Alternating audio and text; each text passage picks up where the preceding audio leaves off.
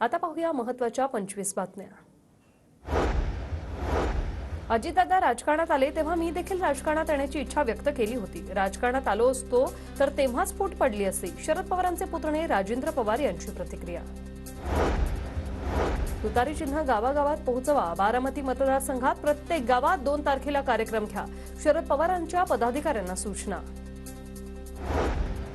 शरद पवारांनी गद्दारीचं बीज घरातच पेरलं। शिरसाटांचा शरद पवारांवर घणाघात, तर आदित्य ठाकरेंना मंत्री करण्यासारखं त्यांचं काय कर्तृत्व होतं?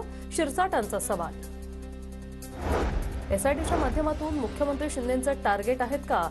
एसआयटीचं खरं टार्गेट कोण हे पाहावं लागेल। रोहित पवारांकडून प्रश्न उपस्थित।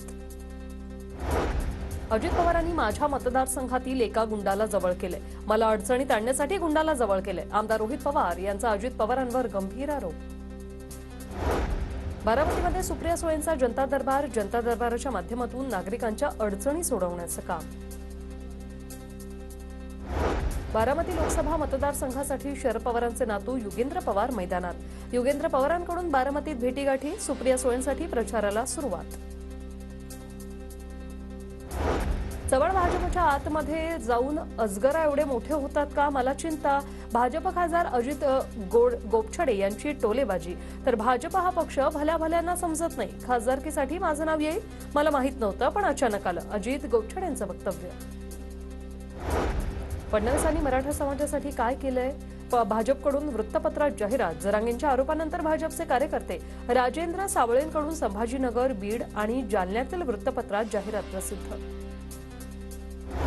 नाशिकच्या जागेवर भाजप नेते दिनकर पाटलांचा दावा। कार्यकर्त्यांची नाशिक जागेसाठी मागणी। तर 10 वर्षात हेमंत गोडसेंनी काहीच काम केलं नाही। दिनकर पाटलांचा खासदार हेमंत गोडसेंवर हल्लाबोल। भाजप खासदार प्रतापराव चिखलीकरांची बहीण काँग्रेसच्या वाटेवर। आशा शिंदे आज काँग्रेसमध्ये प्रवेश करण्याची शक्यता, सूत्रांची माहिती। तर आशा शिंदे काँग्रेसमधून नांदेड लोकसभेची जागा लढण्यासाठी इच्छुक।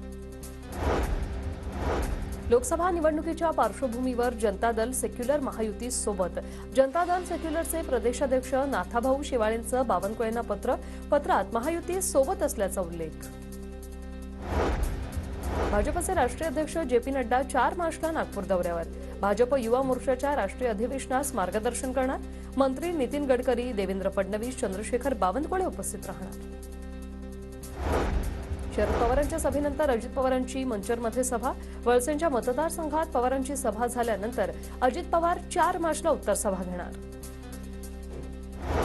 सांगलीत खानापूर आटपाडीच्या पोटनिवडणुकीसाठी यंत्रणा सज्ज। 700 मतदान यंत्रांची तांत्रिक तपासणी पूर्ण।